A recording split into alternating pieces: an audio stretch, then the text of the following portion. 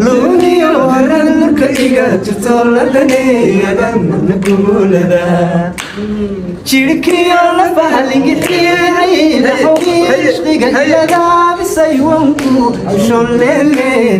لا شيء درين ما إلا سنتا أيوة لوكيو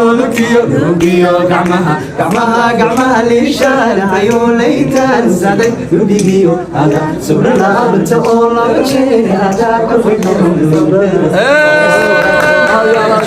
aad baan salaamay hadalkii waxa dhameeyay fanaaniinta ugu aansan deegaanka Soomaalida ama magaalada Hargeysa maanta aan ka hor hadlo waxa dhacay hameen shooyada ugu weynaa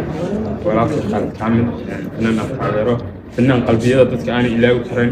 ayaa hameen dambeena shidaya kalide waxa dhameeyay fanaaniinta hadalka dhameeyay hameen dambena iyaga dhameynaya